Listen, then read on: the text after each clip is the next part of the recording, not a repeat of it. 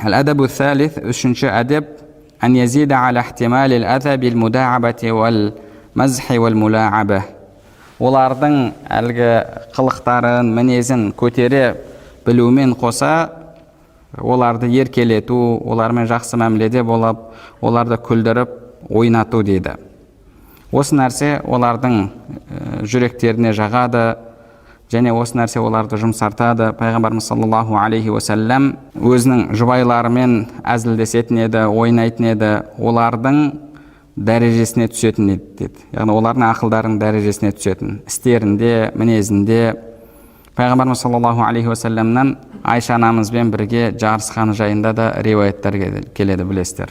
Пайғамбарымыз саллаллаху алейхи уассалам Айша анамызбен, Айша анамыз жастау болған, кел ойнатып, еркелетіп жүр, жарысайық деп, жарысып, басында Айша анамыз озып кетеді. Кейін Пайғамбарымыз саллаллаху алейхи уассалам кейіннен тағы жарысқан кезде озып кетіп, бірде бір болдық деген сөзді айтып, әзілдеген кездері болған.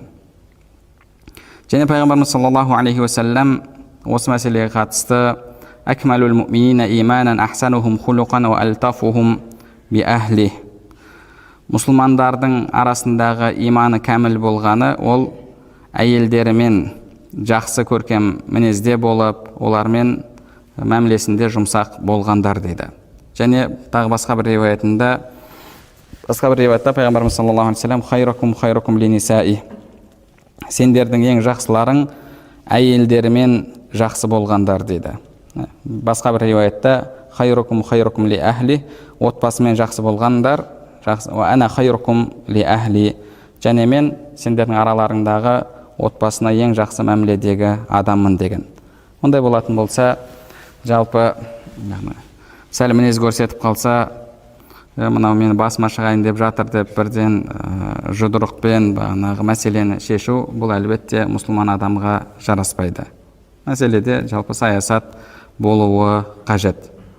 Умар радиаллаху анху сондай мінезі ауыр мұсылмандар ол кісіден кейде сондай қорқатын да жағдайда болған, бірақ сондай мінезі бола тұра Умар радиаллаху анху айтқан: "Янбағи лир-ражули ан якуна фи ахлихи мисла ас-саби."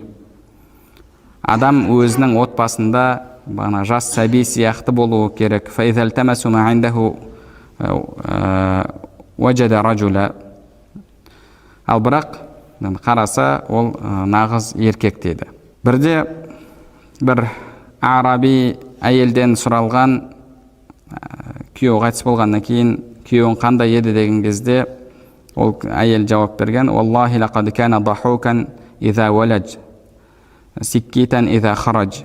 Үйге кірсе сондай күлімдеп, күліп жүретін адам еді, сыртқа шықса сонда байсалды еді.